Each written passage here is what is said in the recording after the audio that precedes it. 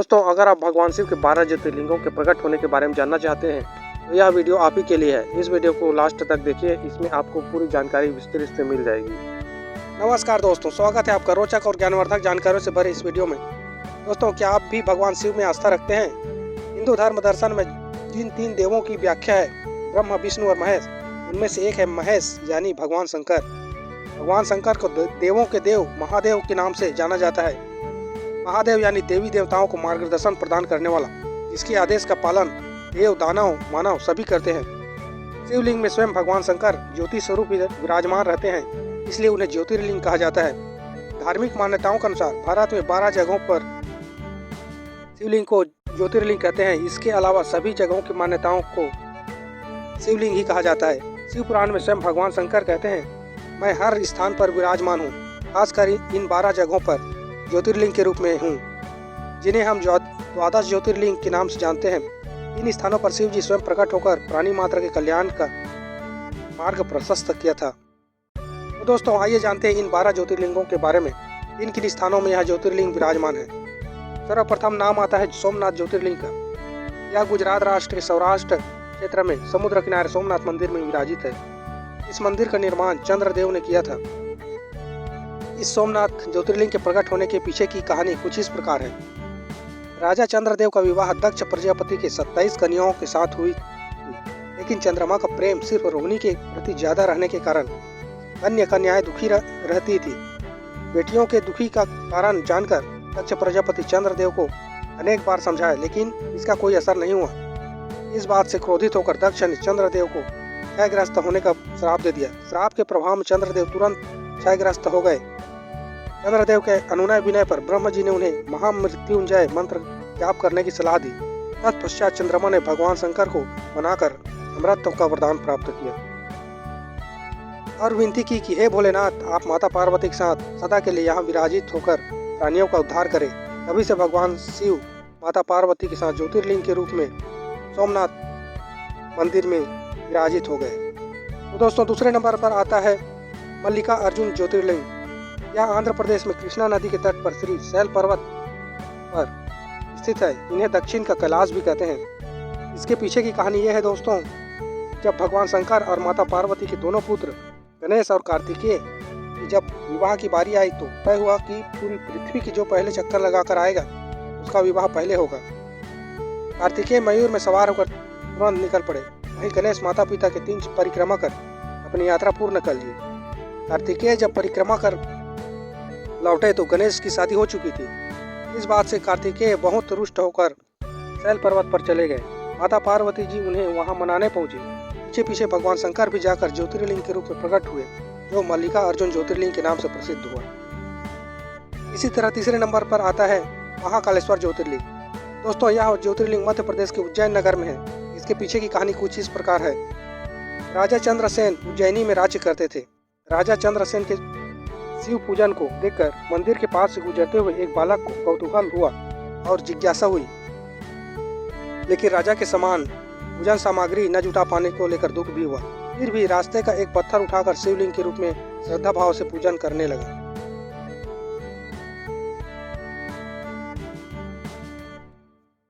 वह बालक शिव भक्त में इतना मगन हो गया कि पूजन के लिए माता द्वारा पुकारे जाने पर भी पूजा छोड़ने को तैयार नहीं था। इस बात से क्रोधित माता उस पत्थर को ही फेंक दिया। इससे बालक दुखी होकर करुण स्वर में भगवान शिव को पुकारने लगा। रोते रोते बेहोश होकर गिर भी पड़ा।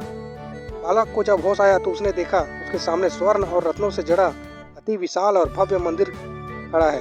उसके अंदर भगवान शिव स्वयं महाकालेश्वर ज्योतिर्लिंग के रूप में विराजमान था। भगवान महाकाल को प्रतिदिन चिताओं की राख से श्रृंगारित किया जाता है।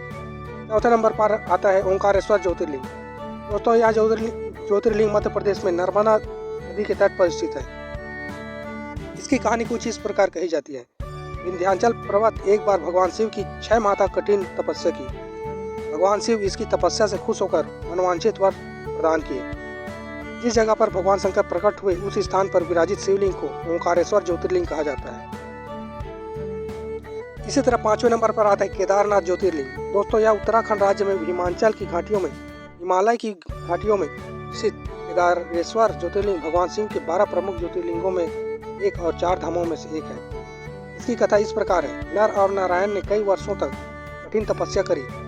उनकी कठिन तपस्या से प्रसन्न होकर भगवान शिव उन्हें वर मांगने को कहते हैं। अब दोनों ऋषि नर और नारायण ने जगत कल्याण के लिए भगवान शंकर को वहीं पर निवास करने की प्रार्थना की, जिसे शिव जी सहर्ष स्वीकारते हुए केदारनाथ ज्योतिर्लिंग के रूप में विराजमान हो गए। 6वां नंबर पर भीमेश्वर ज्योतिर्लिंग। यह ज्योतिर्लिंग महाराष्ट्र के सह्याद्री पर्वतमाला में स्थित है। कथा कुछ इस प्रकार है। महाबली राक्षस राज रावण के छोटे भाई कुंभकर्ण का पुत्र था भीम। भीम भी बड़ा प्रतापी राजा हुआ। उसने कामरूप के राजा सुदक्षिण पर आक्रमण कर बंदी बना लिया। सुदक्षिण बंदी गृह में रहते हुए भगवान शिव की आराधना की। अपने सामने मिट्टी का शिवलिंग बनाकर पूजा कर रहे थे। इसे देखकर राक्षस भीम ने उस शिवलिंग पर तलवार से प्रहार किया, लेकिन तलवार का शिवलिंग से स्पर्श भी नहीं हुआ। उसी समय भगवान शिव वहां से प्रकट हुए और राक्षस भीम को जलाकर भस्म कर दिया।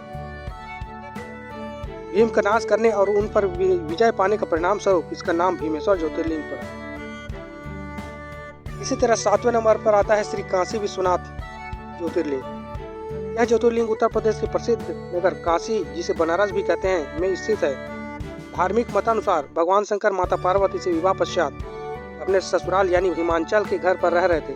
जब कुछ दिन बीत गए तो पार्वती को अपने मायके में रहना अच्छा नहीं लगा। उन्होंने शिव जी से अपने घर ले चलने के लिए अनुनय करने लगी। भगवान शंकर इस बात को मानकर माता पार्वती को लेकर काशी आ गए और वहीं विश्वनाथ के रूप में पूजे जाने लगे।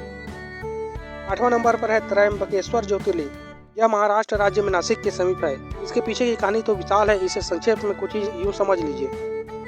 एक बार तपोवन में गौतम ऋषि और उनकी पत्नी अहिल्या से वहां रहने वाली अन्य स्त्रियां नाराज हो गई। गौतम ऋषि और अहिल्या को वहां से भगाने के लिए षड्यंत्र रचकर गौतम ऋषि के हाथों एक बूढ़ी गाय की हत्या करवा दी गई। गौ हत्या के दोष लगते ही गौतम ऋषि को तपोवन से निकालकर दोष निवारण के लिए अनेक कठिन उपाय बताए, लेकिन गौतम ऋषि ने पूरे अनुष्ठान तन मन से करते हुए शिव जी को प्रसन्न कर लिया। तब शिव जी प्रकट होकर ऋषि से वर मांगने को लिए कहा। तब गौतम ऋषि ने कहा, आप मुझे गौ हत्या के पाप से मुक्त कर दें।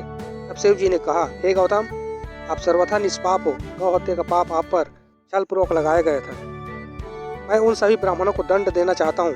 इस पर गौतम ऋषि ने उन सबको क्षमा करने और हमेशा के लिए शिव जी को वहाँ पर निवास करने की प्रार्थना की, जिसे मानकर शिव जी त्रयंबकेश्वर के रूप में पूजे जाने लगे।